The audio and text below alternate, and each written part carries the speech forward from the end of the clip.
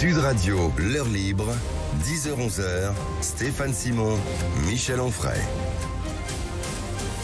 Bonjour à tous, nous voici réunis pour un nouveau rendez-vous sur Sud Radio. Ce nouveau rendez-vous s'appelle l'heure libre, une heure d'une émission d'actualité vue par la lorgnette des souverainistes, qu'ils soient de droite, de gauche, de nulle part ou d'ailleurs, pour reprendre le slogan de la revue, une heure d'émission, d'ailleurs en partenariat avec la revue Front Populaire. Je suis aujourd'hui avec Michel Onfray, évidemment tout seigneur, tout honneur, et Maxime Lenagar, rédacteur en chef. D'ailleurs, tous trois, nous vous présentons nos vœux pour une belle et heureuse année 2023. Bonjour à tous les deux. Bonjour. Bonjour. Michel Onfray, que souhaitez-vous aux Français en 2023 ? On va faire une petite métaphore météorologique. Disons, je leur souhaite de passer entre les gouttes, parce que gouttes, il y aura. Il suffit de regarder ce que nous dit notre président en fin d'année. Il va falloir travailler plus, la retraite, etc. Aujourd'hui, quand il s'exprime avec les boulangers ou les pâtissiers, il nous dit, voilà, il va y avoir de la sueur, du sang, des larmes. C'est prévu, c'est comme ça depuis 5 ans. Ça va durer pendant 5 ans encore, enfin, je pense, je crains. Donc effectivement, je souhaite aux Français qu'ils passent au travers des gouttes le plus possible. Au travers des gouttes de sang. Aujourd'hui, nous allons parler des suites de la plainte de la mosquée de Paris contre Michel Houellebecq, qui a fait avec vous un entretien remarqué dans le hors-série de la revue Front Populaire. C'est le sujet de la semaine. Nous passerons en revue les réactions du recteur de la mosquée de Paris, de Michel Houellebecq, qui a réagi aussi en fin de semaine, et de vous-même, évidemment, Michel Onfray. Mais d'abord, je voulais vous demander de réagir à ce sondage paru dans le journal du dimanche, où on a appris que 70% des Français souhaitent que la France et l'Union européenne cherchent d'abord à parvenir à une solution négociée en pensant à la guerre en Ukraine. C'est le sujet qui vous questionne, qui nous questionne. Cela veut dire que simplement 30% des Français souhaitent que continuent les livraisons d'aide militaire importantes que notre pays fait pour permettre à l'Ukraine de battre militairement la Russie. Le parti de la guerre est donc minoritaire. Faut-il entrer dans le temps des négociations, Michel Onfray? D'abord, on pourrait reprendre le sujet en amont et se dire que les questions de la guerre sont trop sérieuses pour être laissées aux mains d'un homme comme Emmanuel Macron, qui a été élu comme on le sait, c'est-à-dire avec 50% de gens qui n'ont pas voté et avec une espèce de minorité qui le place ici au pouvoir, au minimum dans ces cas-là, sauf quand il s'agit de répondre à une attaque nucléaire. Et voilà l'intérêt d'un président de la République qui est susceptible de décider tout seul. Mais en temps normal, un président de la République devrait solliciter son peuple pour lui demander s'il est d'accord pour cette stratégie à l'endroit du conflit qui oppose les Russes aux Ukrainiens. Mais non, cet homme décide des guerres tout seul, mais on a l'habitude depuis Mitterrand que ça se passe comme ça, c'est-à-dire le chef de l'État se réveille le matin et décide qu'il faut faire cette guerre, ou qu'il ne faut pas la faire, qu'il faut aller ici, mais qu'il ne faut pas aller ailleurs, on va pas en Érythrée, mais on va au Mali. Et on ne sait jamais pourquoi. Alors on sait que la politique étrangère est le domaine réservé du chef de l'État. On pourrait imaginer que pour des questions comme celle-ci, on puisse solliciter le peuple, ou même l'Assemblée nationale, ou même l'Assemblée nationale et le Sénat. Ça coûte très cher. Ça coûte très cher aux Français, pas seulement en argent. Nous sommes impliqués dans une guerre. On ne va pas nous faire croire qu'on n'est pas co-belligérant quand on fournit du matériel. On est co-belligérant. Et je trouve que cette façon très légère d'engager le peuple français, les finances françaises, les finances des Français, c'est-à-dire l'impôt du contribuable, mériterait effectivement d'être soumise à approbation. Ça n'est pas le cas, mais on sait qu'il y a un tropisme très autocrate chez Emmanuel Macron. Alors, je vais même abonder dans votre sens, puisque ce n'est non seulement pas le cas, mais ce n'est pas le chemin non plus que semble prendre notre gouvernement, Maxime Lenagar. Non, nous sommes co-belligérants, dit Michel Onfray, il a parfaitement raison. On a appris mercredi soir que la France allait livrer à l'Ukraine des chars de combat légers. Pourquoi légers ? Parce que ce sont des chars destinés principalement aux missions de reconnaissance. Alors on ne sait pas à l'heure actuelle combien de chars seront livrés, mais ce qui est sûr, c'est qu'ils seront pris sur les stocks de l'armée française, qui en détient un peu moins de 250. Le président Zelensky, le président ukrainien, a depuis remercié Macron, je le cite, de porter le soutien européen de la défense à l'Ukraine à un niveau supérieur. Alors Michel Onfray, ce n'est donc décidément pas le chemin de la négociation que semble prendre le gouvernement. Ce qui est sidérant, c'est que Zelensky nous dit que quand la France décide de livrer des armes, c'est l'Europe qui le remercie. C'est quand même assez sidérant. C'est-à-dire la France n'existe plus, ça n'est jamais qu'une variable d'ajustement, mais Zelensky dit le cadeau de la France me permet de dire merci à l'Europe. Donc on devrait s'interroger sur cette question. Je ne suis pas dans la tête de Poutine, mais il y a un moment donné où Poutine nous fera payer ça. Je ne parle même pas de l'augmentation de tous les prix, de tous les coûts, de tous les problèmes que rencontrent les Français à cause de cet embargo, etc., etc. Tout le monde le connaît au quotidien. Mais il y a un moment donné où on ne pourra pas rester comme ça dans le flou, avec cette idée que nous pourrions être des co-belligérants, mais qu'en même temps, les co-belligérants ne pourraient pas se prendre eux aussi je ne sais quoi sur la tête. Je n'en sais rien. On peut faire confiance à Poutine pour qu'il trouve ce qui est le plus approprié. On peut imaginer qu'il a des hackers. La cyberguerre, ça existe également, sans qu'on soit obligé d'envoyer les chars russes à Moscou, sur la place de la Concorde à Paris. Mais on peut imaginer effectivement qu'il y aura des ripostes. Et c'est le président de la République qui oppose le peuple français aux ripostes de Poutine en préférant la guerre et la diplomatie. Vous ne semblez pas très optimiste pour la suite de ce conflit, Michel Onfray. Non, parce que je crois que la psychologie de Poutine est connue. C'est un personnage qui a longtemps travaillé au KGB, c'est un personnage sans état d'âme, c'est un personnage qui n'aime pas son peuple, comme souvent avec les chefs d'État, et c'est un personnage, on l'a vu avec Hitler, enfin comparaison n'est pas raison, mais on l'a vu avec Hitler qui sur la fin disait « mais si le peuple allemand doit périr, qu'il périsse », ils en sont tous à peu près là, c'est-à-dire il n'y a aucun souci du peuple russe, et cet individu...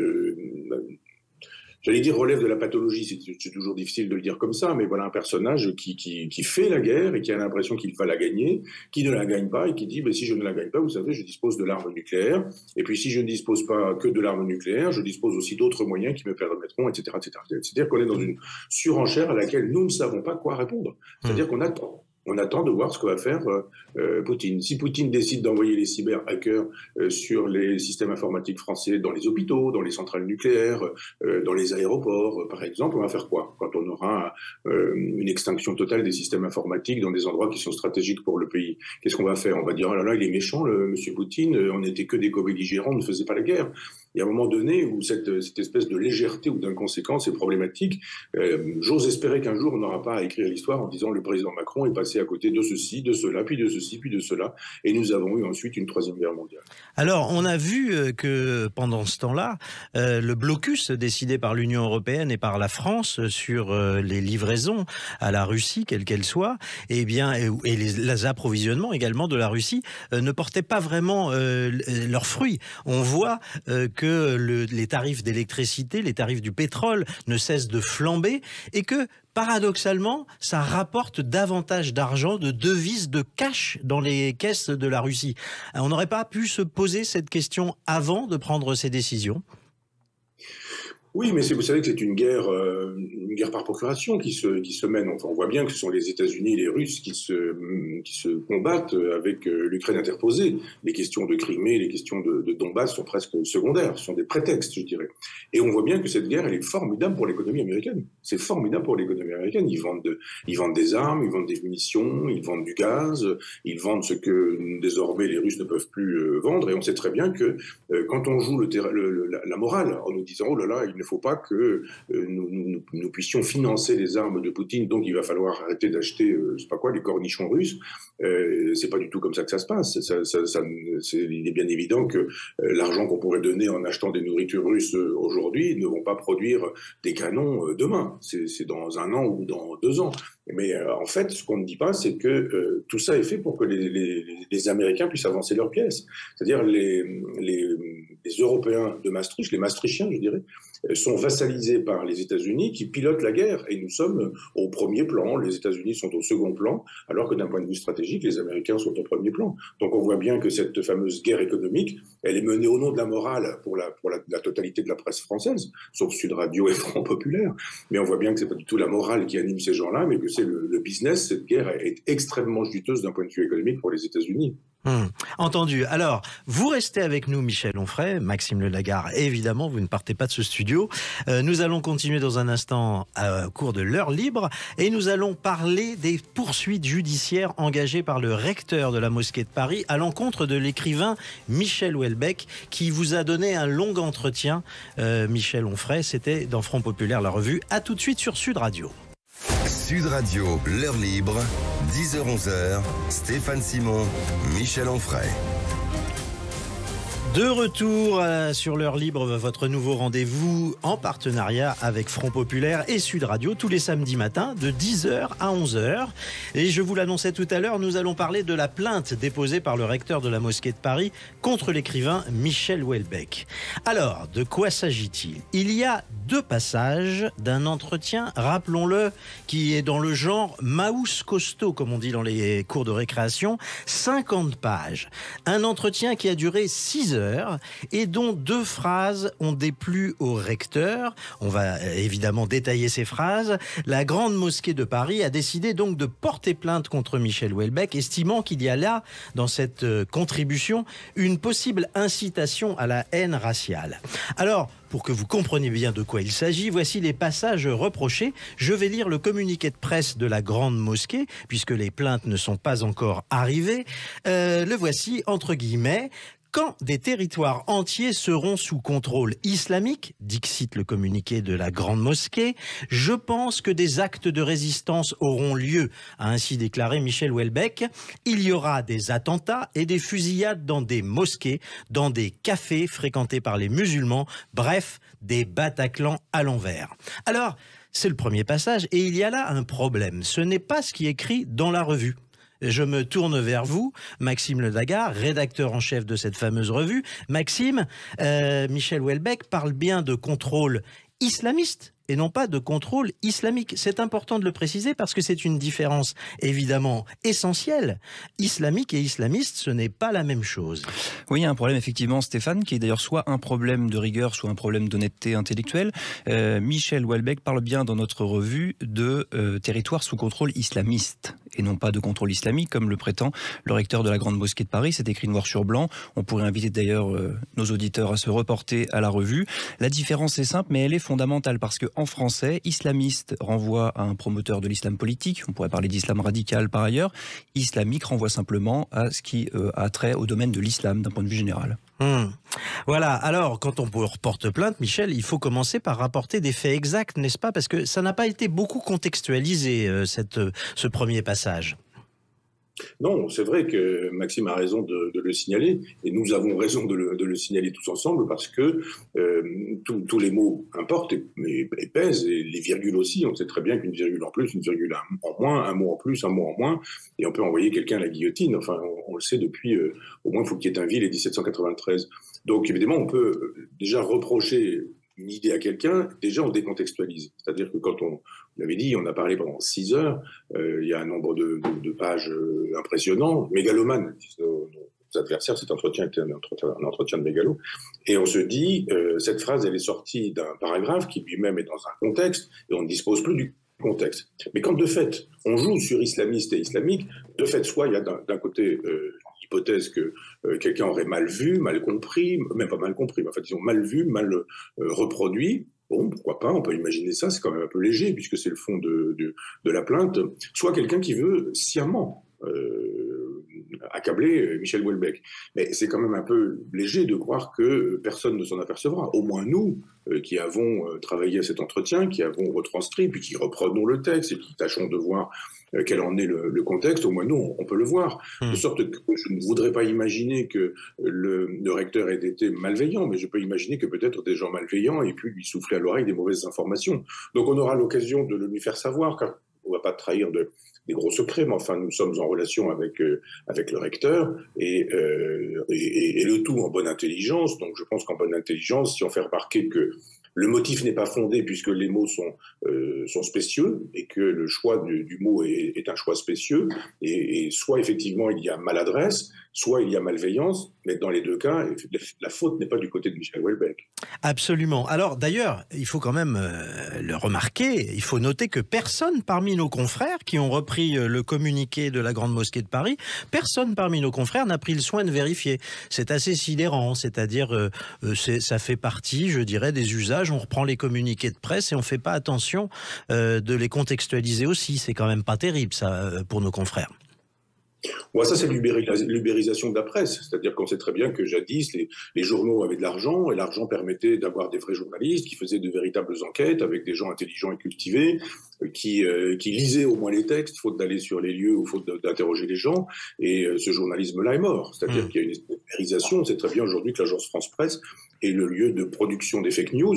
Moi, je l'ai bien vu en ce qui me concernait quand j'ai fait savoir que si Éric Zemmour musclait son bras gauche, je pourrais envisager de voter pour lui, ce qui à l'agence France-Presse donnait un titre qui était Michel Onfray envisage de voter pour Éric Zemmour. Ouais. Donc il y a un moment donné où on voit bien que cette agence France-Presse qui produit une information qui, elle, sera dupliquée telle qu'elle par les autres journalistes, parce que finalement, on n'aura pas besoin de payer quelqu'un qui aura fait le travail lui-même, ou l'enquête lui-même. On voit bien effectivement que le premier qui ment donne la vérité à tout le monde, et ces vérités qui sont des mensonges, ça fait à peu près la loi partout aujourd'hui dans la presse qu'on dira mainstream, disons toute la presse subventionnée par l'État. Malheureusement. Alors on continue dans les explications de texte. Il y a un deuxième passage qui est incriminé, c'est le suivant. Michel Houellebecq vous dit: le souhait, entre guillemets, le souhait de la population française de souche, comme on dit, ce n'est pas que les musulmans s'assimilent, mais qu'ils cessent de les voler et de les agresser. Ou bien, autre solution, qu'ils s'en aillent. Alors, je me tourne vers vous, à nouveau. Il faut contextualiser ce passage, Maxime Le Nagard. Il vient à la suite d'une longue réflexion de l'écrivain sur les immigrations asiatiques, qu'il connaît bien, ayant vécu lui-même dans le 13e arrondissement de Paris fort longtemps, et qui ne sont pas vraiment assimilés, qui vivent à l'asiatique, mais qui ne posent pas de problème de vivre ensemble, comme on pourrait dire. Oui, on peut considérer éventuellement qu'ici, Michel Houellebecq essentialise sans doute pour partie les musulmans, on le verra avec le recteur et on verra ce que la justice en dira si plainte il y a. En revanche, sans chercher d'ailleurs à donner tort ou raison à Michel Houellebecq en l'état, Michel Houellebecq généralise, mais il ne fait pas sienne cette généralisation. Si on lit le texte encore une fois correctement, il la prête aux Français de souche, comme on dit, comme il le dit. Il décrit ce qu'il croit être le point de vue de ses compatriotes, sans valider lui-même ce point de vue. Il agit comme un écrivain finalement qui révèle des sentiments, et c'est ce que disait récemment Robert Redeker dans une tribune au Figaro, en parlant de Michel Houellebecq. Il ne prescrit pas, il décrit, donc c'est tout à fait différent. Absolument. Michel Onfray, malgré tout, vous comprenez que ce passage ait pu choquer? Oui, parce que effectivement, il y a une essentialisation, mais je pense que l'essentialisation est nécessaire. Dès que nous sommes en train de parler, là, enfin, dès que nous parlons, nous essentialisons. On ne peut pas imaginer qu'on pourrait rentrer dans le détail infime du réel en disant qu'il n'y a que de la particularité et qu'il n'est pas possible de généraliser. Oui, on dit les Français de souche, et on a tort de dire les Français de souche assez probablement. C'est quoi un Français de souche? Quel est le degré de souchité, je dirais, d'un Français de souche? Est-ce que moi, par exemple, qui procède d'un viking il y a 1000 ans, je suis un Français de souche? On dira, ah ben non, je suis finalement danois par mes ancêtres, donc il n'y a pas de Français de souche, ou ça n'existe pas. Donc on peut dire ça. On peut dire les musulmans, ça n'existe pas non plus, parce que qu'est-ce que c'est qu'un musulman? Est-ce que c'est un sunnite, un chiite? Est-ce que c'est un musulman athée, un musulman croyant et pieux? Est-ce que c'est un musulman qui est asiatique, qui est africain, qui est européen? Est-ce que c'est un musulman qui a lu le Coran, ou quelqu'un qui n'a entendu que son imam local, etc., etc. On voit bien que c'est compliqué de dire que les Français de souche pensent que les musulmans sont ceci ou sont cela. Mais il faut accepter le principe de la généralisation, le principe de l'essentialisation, parce que sinon, aucune discussion n'est plus possible du tout. Tout le monde procède en termes de généralisation. Et il y a un moment donné où, si on veut effectivement chercher des poux dans la tête de Michel Houellebecq, c'est toujours facile de dire « on sait de Michel Houellebecq qu'il pense ceci et cela, s'il dit ceci et cela, c'est bien la preuve qu'il pense comme ceci et comme cela ». Et on voit bien que ça marche comme ça pour nous. Nous, à Front Populaire, on est tout de suite critiqués à partir des a priori qu'on a sur nous. C'est la même chose avec Michel Houellebecq. Et on sait très bien que Michel Houellebecq ne sera pas traité de la même manière dans le Figaro ou dans je sais pas, de Libération, par exemple, ou à France Inter. Donc il y a un ensemble qui est un long entretien de 6 heures, un texte extrêmement important qui est un texte oral retranscrit par écrit. On n'a donc pas la précision de l'écriture. Il aurait écrit ça dans un livre dûment signé, on aurait dit bon, il a pesé ses mots, et les mots ont été pesés avec un avocat chez son éditeur. Là, il faut accepter le principe. On a parlé pendant 6 heures. Il y a des moments où, effectivement, on perd peut-être en précision analytique quand on est dans le brassage des questions de civilisation. Donc, je pense qu'on peut accepter le principe d'un flou qui est consubstantiel à l'expression orale. Maintenant, l'idée qu'on se blesse en permanence et qu'on cherche absolument des occasions d'être blessé, c'est plutôt ça qui est problématique. Absolument. Alors, Michel Onfray, vous êtes, vous, partisan partisan d'un débat que j'allais dire républicain, tout simplement, avec le recteur de la mosquée de Paris. Finalement, vous dites, il est encore mieux de parler plutôt que de recourir à la justice de notre pays. Oui, parce que moi, il m'est arrivé d'avoir affaire à la justice alors que je savais que j'avais franchement raison, mais j'ai perdu, simplement parce que j'avais traité quelqu'un de crétin, par exemple, et on a fait savoir que crétin était une insulte et qu'il y avait une jurisprudence, donc j'ai perdu. Voilà. Il se fait que si je vous disais le nom du personnage, tout le monde consentirait au fait que c'est un franc crétin. Mais donc, le droit dit le droit, il ne dit pas forcément la morale, il ne dit pas non plus la vérité de l'histoire. Il y a un moment donné où la force n'est pas du côté du je porte plainte, je vous insulte publiquement, disant, on va parler de fatwa, mais la solution, elle n'est pas là, elle est dans le débattons. Répondons, vous avez tort, vous êtes ceci, vous êtes cela, puis voilà, on fait du débat, puis on n'est pas d'accord, mais c'est ainsi que ça fonctionne.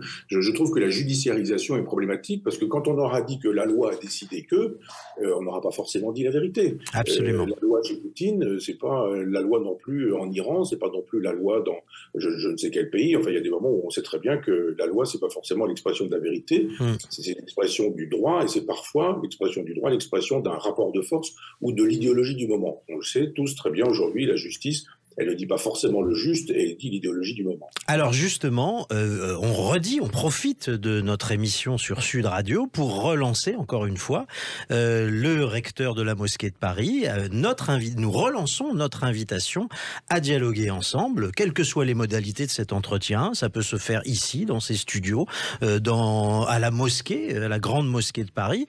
Nous lui tendons la main nous l'invitons à débattre ensemble, n'est-ce pas ? Oui, et de fait, quand j'ai fait cette proposition dans le Figaro, je l'ai faite en lui disant que c'est lui qui avait le choix de tout, c'est-à-dire de dire oui ou de dire non, de dire si c'est oui, ça se fera dans ces conditions-là. Moi, je lui ai fait savoir, c'est une proposition personnelle, mais elle engageait aussi Front Populaire. Ça peut être, c'est avec qui il voudra, comme il voudra, dans les locaux qu'il souhaitera, dans les lieux qui seront les siens. S'il veut que ce soit à la grande mosquée, nous irions. S'il veut que ce soit à Front Populaire, ce serait formidable dans nos studios. S'il veut que ce soit public, c'est public. S'il veut que ça ne le soit pas, ça ne l'est pas. Moi, je pense qu'on gagne toujours à débattre, à discuter, à se dire franchement les choses. Moi, je suis un grand admirateur des vrais diplomates. De la grande tradition des diplomates. C'est-à-dire des gens qui sont capables de faire avancer des idées, de dire des choses peut-être un peu sévères parfois, mais sérieusement, sans insulter, sans mépriser. C'est pourquoi dans ce texte, je disais que j'étais pour le droit au blasphème, mais j'étais aussi pour un devoir de ne pas blasphémer. C'est entendu. On se retrouve dans un instant pour la suite de l'heure libre. Et vous allez voir qu'il y a eu un rebondissement jeudi, puisque Michel Houellebecq a prolongé son entretien par une tribune dans Le Point. Que nous dit-il ? C'est après la publicité. Sud Radio, l'heure libre, 10h-11h, Stéphane Simon, Michel Onfray. De retour dans notre émission, nous parlons à présent des suites toujours du long entretien de Michel Houellebecq et de Michel Onfray qui a été publié le mois dernier. On parle toujours du différend entre Michel Houellebecq et le recteur de la mosquée de Paris. Et je le disais, Maxime Ledagar, rebondissement jeudi, Michel Houellebecq a prolongé son entretien par une tribune qu'il signe dans Le Point. Que nous dit-il ? Oui, Stéphane, il est fidèle à lui-même, Michel Houellebecq, assez décomplexé, il faut le dire. On peut faire une petite citation. « Je suis cette fois accusé d'islamophobie, ce qui est davantage pertinent. L'islam est une religion qui ne m'inspire guère de considération. Dans une certaine mesure, je plaide donc coupable, à condition d'ajouter que je suis un islamophobe à temps partiel. » Fin de citation. Bon, c'est un petit peu ironique, évidemment. Plus globalement et en substance, ce qu'on peut dire, c'est qu'il reparle bien d'enclave islamiste et non pas d'enclave islamique. Il donne raison d'ailleurs à Michel Onfray dans ce texte sur le fait que nous serions déjà dans une forme de guerre civile à bas bruit, qui était la formule qu'avait employée Michel Onfray dans leur entretien. Et il ajoute que l'accuser de faire des amalgames n'a pas vraiment de sens, puisque tout le monde fait des amalgames, c'est un petit peu ce que nous disait Michel Onfray tout à l'heure, et qu'on n'empêchera jamais finalement les gens de faire des amalgames, surtout dans un climat d'insécurité et de tension au sein de la société. Et le recteur a écrit également de son côté, lui c'était dans les colonnes du Figaro pour répondre à Mathieu Bock-Côté qui lui reprochait de vouloir faire de Michel Houellebecq un nouveau Salman Rushdie, car c'est cela peut-être aussi le danger, mettre une cible sur le dos d'un écrivain en le désignant au plus fanatique. Et voilà ce qu'a ajouté le recteur de la mosquée de Paris, afin que vous connaissiez tous les tenants de ce dossier. Il écrit « M'accuser de désigner un second Salman Rushdie est simplement ignoble. Une assignation devant le tribunal de Paris visant la liberté d'expression n'est pas une fatwa haineuse. Un peu plus loin, il ajoute « Michel Houellebecq n'est pas au-dessus de la loi. La loi punit les abus, quelle que soit leur origine. Spectateur de la dérive de la pensée de Michel Houellebecq depuis 20 ans, obsédé par la recherche d'un bouc émissaire musulman, je me désintéresse de sa pensée. » Et il conclut « L'incitation à la haine qui ressort de ses propos me préoccupe. Tout auteur supporte une part de responsabilité quant à l'effet de ses propos, surtout pour des diffusions tous azimuts auprès d'un public qu'il ne maîtrise en rien. » Voilà ce que nous dit Chemseddine Hafiz, le recteur. Mais j'ai envie de vous demander, Michel Onfray, mais lui, est-ce qu'en tant qu'auteur de ces mots, il se rend bien compte des effets que peuvent produire des mots comme les siens? Est-ce que lui-même ne conduit pas à la haine de Michel Houellebecq? Voilà une question qui mérite d'être retournée. Je ne vous suivrai pas sur ce terrain-là parce que je pense qu'on ne peut pas appeler d'une part au dialogue et d'autre part entretenir à la violence des échanges. Je pense qu'on connaît la verve de Mathieu Bock-Côté, son emportement. On ne peut pas dire que le recteur a dit ce qu'il n'a pas dit. Cette façon de dire, je n'ai pas envie de parler de ça non plus parce que pour le coup c'est alimenter cette thèse, mais de dire en gros vous en faites une cible, vous voulez en faire un Salman Rushdie, c'est remettre de l'huile sur le feu. Et je trouve que ça n'est pas nécessaire. Moi j'appelle à l'apaisement. Je pense qu'on ne commence pas le dialogue, qu'on ne commence pas à travailler à l'apaisement si on commence par dire, c'est presque un peu la réduction à Hitlerum, c'est-à-dire que d'un seul coup ça devient le recteur est un tueur, le recteur est quelqu'un qui arme le bras des tueurs. Le recteur fait un premier travail qui sera suivi par un second travail qui sera celui des tueurs, etc., etc. Je ne veux pas de ça. Je veux qu'on arrête ces emportements, je veux qu'on se respecte, je veux qu'on se parle, et pour pouvoir se respecter et pour pouvoir se parler, il faut commencer par arrêter de traiter les gens de nazis, de fascistes, d'antisémites. On le sait, on y a droit régulièrement. Et qu'on ne dise pas non plus que un recteur qui se comporte comme peut-être on n'aurait pas souhaité qu'il se comporte est quelqu'un qui justifie la totalité du terrorisme et que d'une certaine manière le Bataclan c'est lui. Je trouve qu'il faut se calmer, il faut vraiment se calmer sur ce terrain-là. Il faut arrêter de faire des artifices, de mobiliser des artifices de rhétorique pour dire que le recteur s'est peut-être trompé parce qu'on accable à nouveau le recteur. Moi je souhaite qu'on n'accable personne.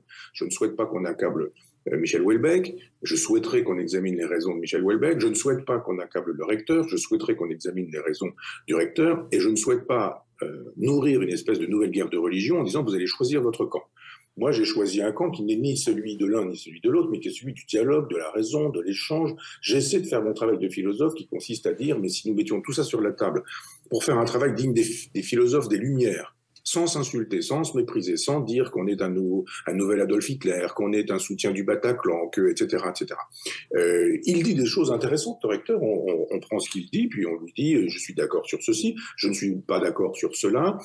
Oui, effectivement, il ne maîtrise pas peut-être son lectorat, mais c'est le cas de tout le monde, moi non plus. Quand j'écris des choses, je ne maîtrise pas mon lectorat, mais on ne va pas dire « c'est celui qui le dit qui est », le recteur non plus ne maîtrise pas, etc., etc. Je crois que si on veut commencer par faire de la diplomatie, on calme le jeu et en disant « bon ». On se calme tous, personne ne se traite de nom d'oiseau, et puis on examine et on dit « je ne crois pas que vous ayez raison parce que », et puis on y va. Et à ce moment-là seulement, on pourra peut-être éviter de se retrouver aussi bien devant les tribunaux juridiques que devant les tribunaux médiatiques. Absolument. Et donc, rendez-vous est pris avec le recteur de la mosquée de Paris, Maxime Le Nagard. Où en est-il? Nous lui avons envoyé une invitation. Que nous dit-il précisément pour l'instant? Alors oui, puisque Michel Onfray a fait une lettre ouverte dans Le Point ce jeudi explicite, journal dans lequel Monsieur Hafiz a lui-même donné un entretien. Donc pour le moment, il a eu le temps de prendre connaissance de l'invitation, c'est ce qu'on sait à l'heure actuelle. Il n'est pas fermé à l'idée de débattre, manifestement. Les modalités sont à l'étude, vous l'avez rappelé tout à l'heure, donc affaire à suivre pour le moment. Absolument. Eh bien, nous suivrons cela et évidemment, pour les auditeurs de Sud Radio, nous associerons au plus possible tout cela ensemble. Je voudrais vous entendre, Michel, pour conclure sur ce long dossier, sur ces déclarations de Michel Houellebecq.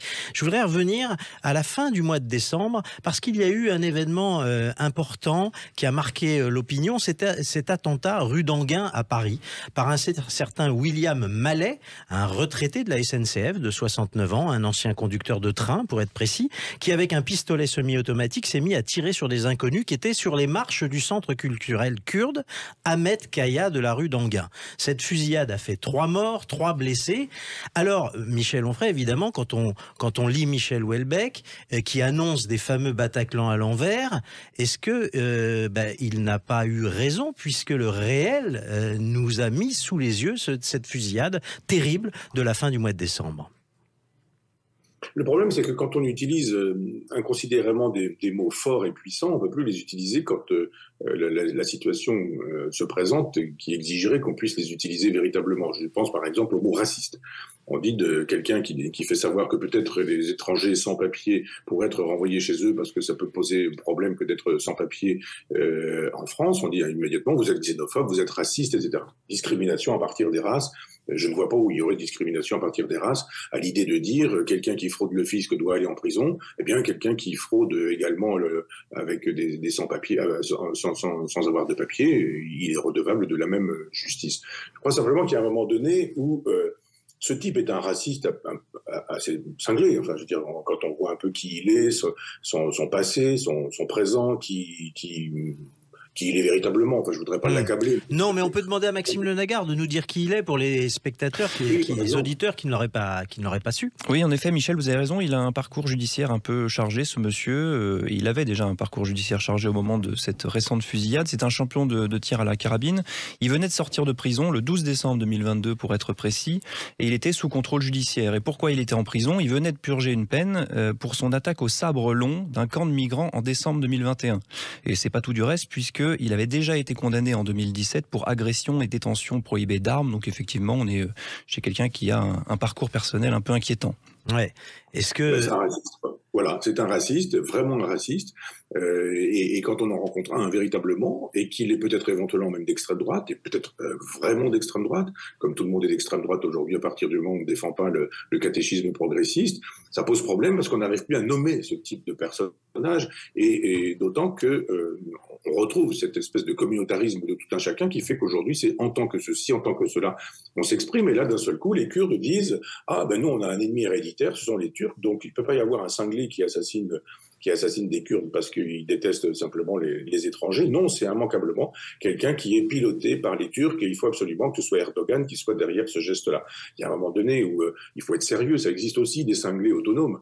Il y a un moment donné où l'instrumentalisation politique est devenue inacceptable. Alors on sait très bien que les Kurdes sont soutenus par Mélenchon, et que ça ne gêne pas d'ailleurs Mélenchon de soutenir une idéologie qui serait aussi l'idéologie d'Erdogan, hein, ceci dit en passant. Mais d'un seul coup on se dit, ah, si des Kurdes sont morts, c'est qu'immanquablement il faut voir derrière tout ça la main d'Erdogan. Bien sûr que non, on peut voir la main d'un cinglé, point, c'est tout. Absolument. Et alors du coup, il ne faut pas nécessairement incriminer celui qui annonce une mauvaise nouvelle d'être celui qui crée cette mauvaise nouvelle. En gros, ce n'est pas parce qu'on parle du réel qu'on en fait son apologie.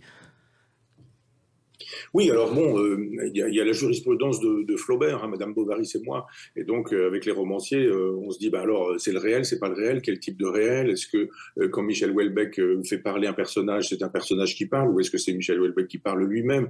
On sait très bien que s'il y a une quinzaine de personnages dans un roman de Houellebecq, on va dire celui qui dit ceci, c'est le personnage qui porte la parole de Houellebecq. Celui qui dit cela, non, en revanche, c'est pas le cas, etc. C'est de l'exégèse littéraire.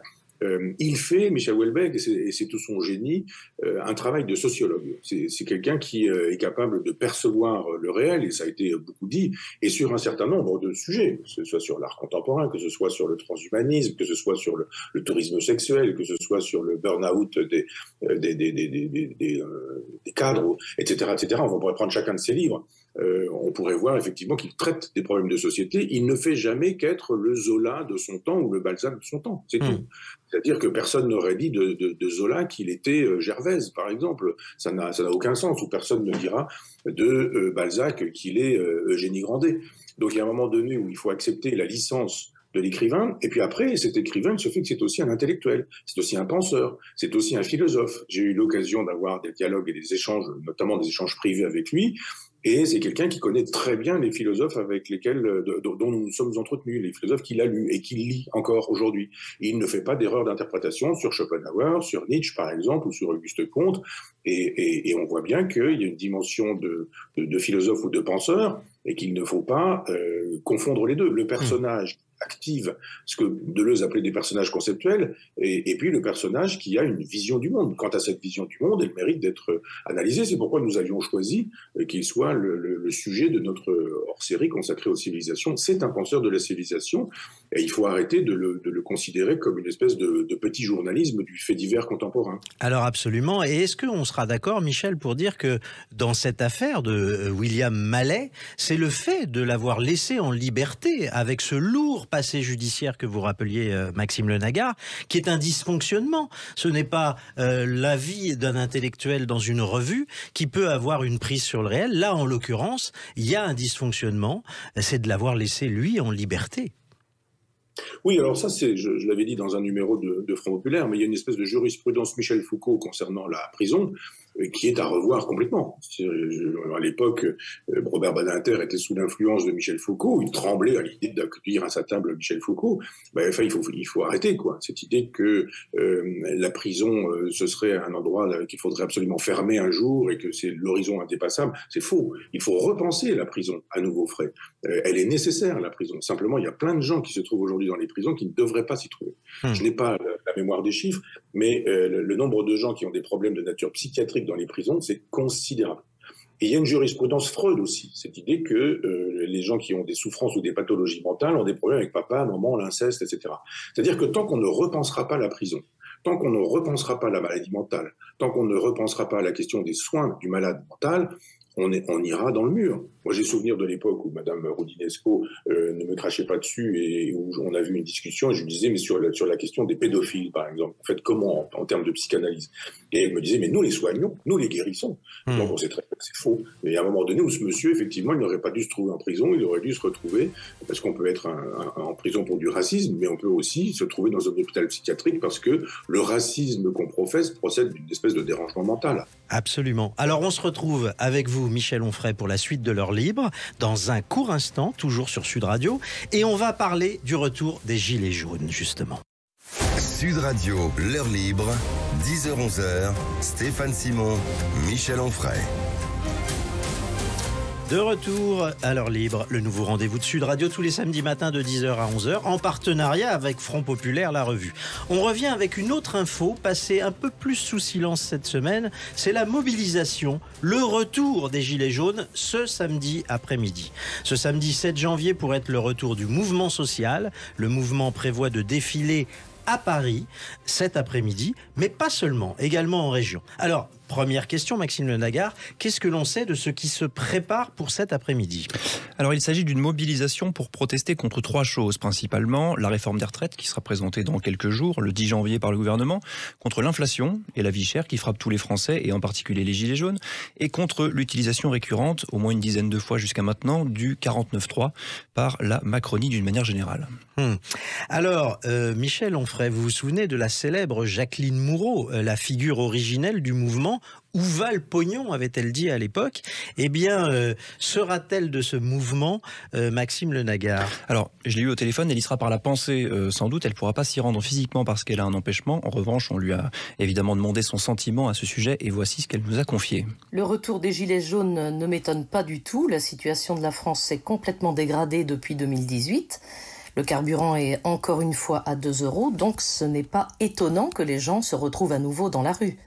Tout le monde a une bonne raison d'être dans la rue aujourd'hui, que ce soit l'ouvrier, que ce soit l'infirmier, que ce soit quelqu'un qui travaille dans la justice. De toute façon, on est en train d'assister à l'effondrement de tous nos systèmes. Tous les pans de la société s'écroulent en même temps. Donc tout le monde va se retrouver dans la rue en même temps. Je pense que le mouvement de samedi, c'est le début d'une très longue série de mouvements sociaux qui vont se produire en France. Je crois qu'il faut mettre la pression sur le gouvernement afin qu'Emmanuel Macron sorte son nez des rapports McKinsey qui ne font que le brosser dans le sens du poil.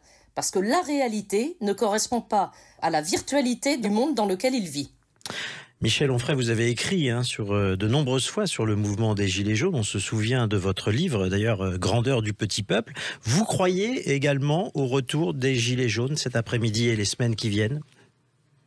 J'ai aussi, je ne sais pas si je peux le dire, enfin je le dis, préfacé un livre de Jacqueline Moreau qui va bientôt paraître et qui s'appelle Jacqueline qui, point d'interrogation, qui est une réponse à la remarque que lui fait un jour Jacqueline Moreau. Enfin, je ne vais pas rentrer forcément dans le détail, mais elle a été compagnon de route d'Éric Zemmour et elle a découvert que c'était pas terrible. Et elle raconte les coulisses de ce compagnonnage qui l'a beaucoup déçu. Donc je connais Jacqueline Gouraud et je défends toujours ces gilets jaunes-là. Mais je ne suis pas bien sûr que Jacqueline ait raison de dire les gilets jaunes, on va essentialiser, on va continuer un peu notre conversation là-dessus aussi, mais les gilets jaunes des ronds-points, c'est-à-dire les gilets jaunes girondins, les gilets jaunes qui étaient sur le terrain, ceux qui avaient mon affection et ceux qui l'ont toujours, ce soit exactement les gilets jaunes jacobins qui ont été fabriqués de concert par tout le monde de la classe politique, enfin tous les gens de la classe politique, c'est-à-dire Marine Le Pen évidemment, mais aussi Mélenchon, la CGT, Sud, et puis également Castaner en son temps, et Macron qui avait besoin de fonctionner avec ces gens-là, et les Black Blocs qui étaient les idiots utiles de Macron. Tous ces gens-là sont les idiots utiles de Macron. C'est-à-dire tous ceux qui ont voulu récupérer les gilets jaunes et les ramener à Paris, où théoriquement les choses auraient dû se faire, eh bien ils ont simplement envoyé les gilets jaunes à la casse parce qu'ils avaient d'un côté pris en tenaille par les Black Blocs d'une part et par la police de Castaner qui tabassait. Et je pense que les vrais gilets jaunes, ceux des campagnes, ils sont déçus, désespérés et qu'ils ne seront probablement pas à Paris. On aura probablement des casseurs, des Black Blocs qui mettront un gilet jaune, puisque être gilet jaune, c'est simplement porter un gilet jaune. On s'auto-décrète, je dirais. Et je crois simplement que la colère des gilets jaunes, évidemment, elle est toujours là. Les gilets jaunes de la base, je dirais, on les entend toujours aussi peu ou aussi mal, parce qu'ils ne se sont pas fédérés. Et puis, les gilets jaunes qu'on voit aujourd'hui dans les médias ou qui appellent à lutter contre le 49.3 ou etc., on voit bien qu'il y a derrière tout ça les mêmes qui contribuent à la convergence, enfin qui cherchent à contribuer à la convergence des luttes, c'est-à-dire que on voit bien la main de Mélenchon derrière tout ça, qui veut toujours reprendre la main. Cet homme ne se fait pas à l'idée qu'il échoue à chaque fois qu'il entreprend quelque chose. Alors, Maxime Le Dagard, justement, est-ce que ce mouvement va gagner à se concentrer à Paris? On sait qu'il y a des appels à manifester à Paris. Quoi d'autre? Non, probablement pas, et Michel le dit sans doute a raison. On a beaucoup reproché à ce mouvement d'avoir perdu son âme pour partie à la capitale. On parlait de l'esprit des ronds-points à une époque, et d'autant que ça a facilité les récupérations politiques. Michel Onfray l'a dit. Écoutons Jacqueline Moreau parce qu'on lui a également posé la question. La manifestation exclusivement parisienne, ou au moins ce seront des gens qui viennent aux alentours de Paris, et évidemment parce que ça coûte cher de monter à Paris aujourd'hui. Donc, est-ce que cette mobilisation de samedi sera représentative de la colère du pays? Non, certainement pas. La colère, elle dépasse le mouvement des Gilets jaunes. La colère, elle est en train de monter, mais à des niveaux nettement supérieurs à celle de 2018. Maintenant, je pense toujours que c'est une erreur d'aller à Paris alors qu'il serait plus judicieux aujourd'hui d'occuper les préfectures dans les régions. Mais bon, chacun voit la contestation comme il l'entend. C'est une erreur pour vous aussi, Michel Onfray, de se concentrer à Paris, de monter à Paris pour exprimer sa colère. Bravo Jacqueline, elle a raison. Bien sûr qu'il ne faut pas aller à Paris, c'est le lieu de toutes les perditions et c'est le lieu de toutes les récupérations. Au moins quand on est dans un rond-point, dans une sous-préfecture, on sait qui vient là. Qui arrive parce que machin connaît bidule, qui connaît un tel, et on mange une saucisse et puis on boit un petit coup de vin tous ensemble. Et les Black Blocs, ils ne peuvent pas noyauter ici. Ou les gens qui arriveraient et qui seraient connus pour étant des militants de la France insoumise et qui arriveraient sur un rond-point, je sais pas, je prends par hasard la sous-préfecture d'Argentan, dans l'Orne, eh bien, si vous êtes sur le rond-point et que vous voyez arriver tel ou tel personnage, vous savez très bien que ce type-là, c'est le type de Sud, celui-là, c'est celui de la CGT, cet autre, c'est le militant de la France insoumise, et vous dites, ça y est, on va se faire récupérer par ces gens-là. Je pense qu'en restant girondin, en restant campagnard provincial, le gilet jaune aurait gagné à dire, c'est nous qui avons décidé là où nous sommes. Et elle a raison, Jacqueline Moreau, de dire qu'il faut aller devant les préfectures, puisque la préfecture, c'est l'État décentralisé, c'est l'État dans les régions, c'est l'État, et là, vous ne pouvez pas envoyer la police, on ne peut pas envoyer toutes les polices. Donc je pense que le mouvement ne gagnerait à revenir que s'il revenait de manière girondine sur les ronds-points, dans les villes, les villages et les sous-préfectures ou les préfectures, dans la mesure où il se ferait voir également là où est l'État, là où est le pouvoir, c'est-à-dire devant les préfectures, c'est tout à fait judicieux, mais monter à Paris, c'est immanquablement faire savoir que on obéit à des gens qui tirent les ficelles. Les gens qui tirent les ficelles, je vous l'ai dit, Mélenchon et les siens. Alors, si je vous comprends bien, si je vous comprends bien, Michel, cela veut dire en gros que manifester à Paris, c'est aussi prendre le risque de se faire dépasser par les fameux Black Blocs qui sont évidemment ensuite montrés dans les médias. On ne retient que les affrontements avec les Black Blocs qui donnent une image évidemment extrêmement dégradée du mouvement des Gilets jaunes, et les Gilets jaunes tombent à ce moment-là dans le piège d'être montés à Paris. Ils tombent dans un piège médiatique. C'est une nasse. C'est une nasse très précisément. Si on fait pour le coup de la stratégie militaire ou de la tactique de guérilla, on voit très bien que quand on se concentre dans un endroit comme celui-ci, eh bien, on est repérable et on est susceptible d'être tabassé. C'est pas compliqué. C'est-à-dire que si les forces sont concentrées dans un lieu, c'est pas compliqué pour la police de savoir quel est ce lieu, puisqu'il y a de toute façon un trajet qui est déposé avant que la manifestation ne démarre. Donc c'est très facile aussi pour les Black Blocs de fonctionner. Et il se peut que dans les Black Blocs, il y ait des gens qui travaillent aussi pour le ministère de l'Intérieur, c'est-à-dire pour Macron. Et que Macron ait intérêt à dire tâchez de faire de telle sorte que samedi, si les Gilets jaunes repointent leur nez, il puisse y avoir des violences, laisser faire les violences pour qu'on puisse, avec les chaînes d'information continue, montrer que les Gilets jaunes, ce ne sont que des gens qui brisent des vitrines, qui dépavent les rues et qui balancent des pavés sur la police ou sur les militaires. C'est un piège. Moi, je pense que c'est un piège tendu par des gens qui ne sont pas intéressés par le peuple, qui parlent prétendument au nom du peuple, mais qui veulent juste être élus ou réélus. La France insoumise, elle veut des députés, elle veut que l'Assemblée nationale soit dissoute, elle veut des députés supplémentaires, elle veut que Mélenchon soit Premier ministre, elle ne veut que ça, elle ne veut pas s'occuper des petits, des sans-grades, des misérables que sont, au sens de Victor Hugo, que sont les Gilets jaunes. Eh bien, je pense que c'est une erreur d'aller à Paris. Les voilà. Pardonnez-moi, Michel, notre heure libre touche à sa fin. Les voilà donc prévenus, ces Gilets jaunes, qu'ils ne tombent pas dans le piège parisien. Je vous remercie tous les deux, Maxime Lenagar, Michel Onfray. Je vous donne rendez-vous sur tous nos environnements digitaux, sur Sud Radio, ainsi que sur frontpopulaire.fr. À samedi prochain, 10h, 11h, pour une prochaine heure libre. Tout de suite, c'est On parle auto sur Sud Radio avec Jean-Luc Moreau et Laurence Perrault. Bonne journée.